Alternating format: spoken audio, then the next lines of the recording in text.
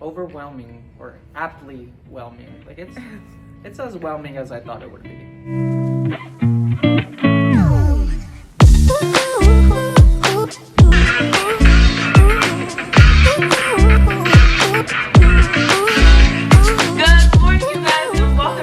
Channel. It is Shay Michelle and I am so happy that you guys are joining me. It's 5:57 and I'm trying to get out of the house by 6 a.m. I actually have 2 patients on my plate, which is like just enough for a first-year medical student in their first rotation. So they always do like you should get there an hour early per patient, and so technically I have 2 patients. So technically if I want to get there before my 7:30 morning report, then I need to be at the hospital by, what is it, 5:30 a.m. Both of my patients, they're pretty stable, so it's not like they have much updates. One of my patients is just waiting to get housed into like a rehab facility, and the other one, they just kind of admitted them 2 days ago for observation. As you can see, I'm looking very green today, and I literally match my bedspread for some reason. Kind of obnoxious.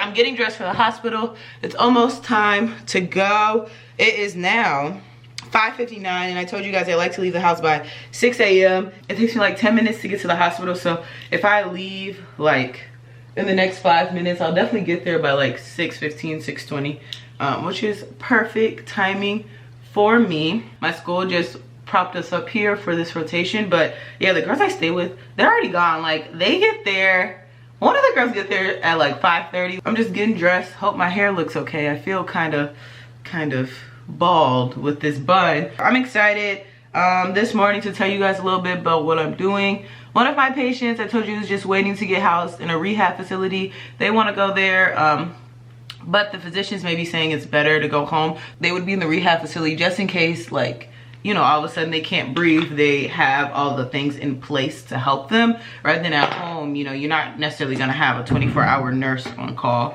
So that's kind of more of the question, like, is it better to go home, or is it plausible to go home, or is it plausible to go to a rehab facility? Or honestly, at this rate, is it not even plausible to go to a rehab facility just because you're not as severe? This is my look for today. It is 6:02 and it is time to go.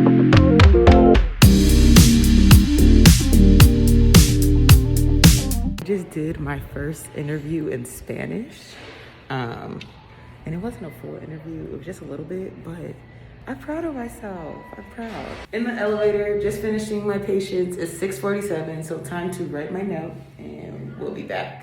So I went and grabbed breakfast, and now I'm on my way to morning report at 7 a.m. even though it doesn't start till 7:30. Today has been a morning. It is now 10:47 and I've literally been rounding with patients. So we had our morning meeting, but after the 7:30 a.m. meeting, basically we just spent an hour going through what they call the holdovers, aka the patients that came in overnight that the daytime physicians will have to take over. So we did that for an hour, and then at 8:30 we were actually like doing our, like, I guess, table rounds from 8:30 to like 10:10. It was a long time, but that's where I presented both of my patients. One of my patients is a very interesting hyponatremia case, which just means low sodium, and it was very interesting because we've been giving like saline. It kind of became a case of SIADH, which is syndrome of inappropriate antidiuretic hormones. So we're trying to figure out what's going on with that. And then another one of my patients is just awaiting discharge, and they're so nice, and I hope they can leave today. But yeah, we had to do that. And then afterwards we did rounds as a team for this one patient. And then I just did like an ultrasounding thing with one of the other med students and one of the head residents. They have like head residents for each program.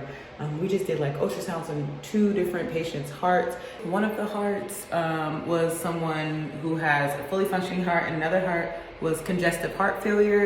So you could see the stark differences between like contractility and like how the valves were working, just the whole heart in general. Like, we're looking a lot at the left ventricle, so you can see the mitral valve barely moving or just not flapping the way it should be to get maximal ejection fraction. So you could tell that was low, and you just see the overall contractility was decreased. So yeah, like I said, it's 10:51, and I don't really have much to do until lunchtime, so I'm just gonna probably like be in the workroom and do a lot of my flashcards, and then we'll see where the day takes us in the afternoon. So it's lunchtime. If you guys had to give one word for your rotation, what would it be? Albumin. Albumin. Okay. I would say overwhelming or aptly whelming. Like it's as whelming as I thought it would be.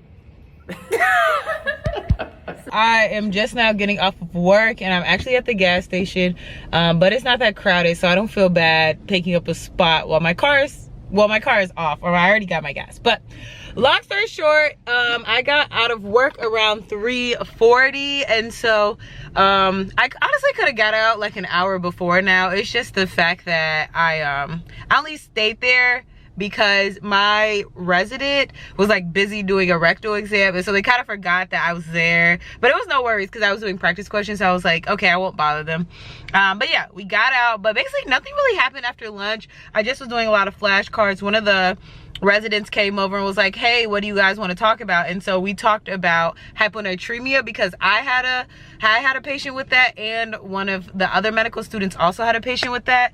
I feel like I should move because I think people want this spot at the gas station. Really wanted to come on here because I forgot to mention this earlier, but let me tell you guys about morning rounds today. So I presented my patients, and one of my patients has hyponatremia, and so I thought the reason they had hyponatremia is because they had a syndrome SIADH.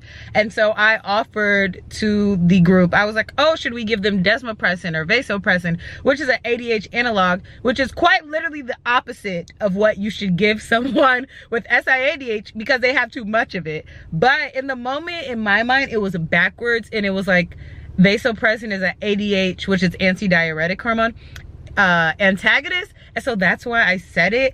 And so everyone was so nice about it, and they were like, no, that kind of like, you know, does the opposite of what we want. But I redeemed myself, and I was like, oh, you know, when would we want to consider giving someone a diuretic then? Because if they have too much water, why wouldn't we give them Lasix or something to help move the water out of them? And so then I said this to the group, and the physician says to the resident, she was like, yeah, why didn't you guys give him Lasix? Like, that's a really good point that she's bringing up. And I'm like, if you guys know, it is such a big W whenever a med student says something and the attending like not only acknowledges it but agrees with it.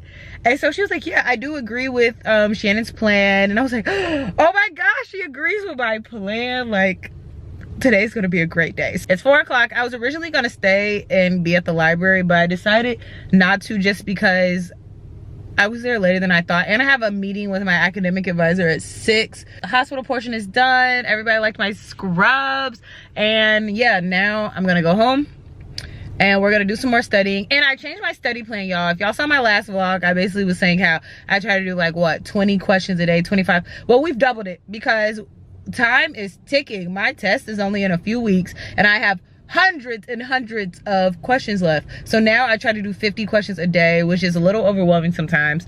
And I still gotta do my flashcards. I don't know, I feel like right now we're really in a scramble of just trying to get everything possible done, but that's the honest state I'm in right now. It's now 7:50, and I have been sitting in this chair in different outfits, just trying to study my butt off. We use UWorld. That's like the main thing people use in clinic. Of course, it's not going to focus, but yeah, we use UWorld to do our practice questions. I'm just doing questions. I've been doing questions this whole time. And then after this, I desperately need to do some flashcards because I barely did any today.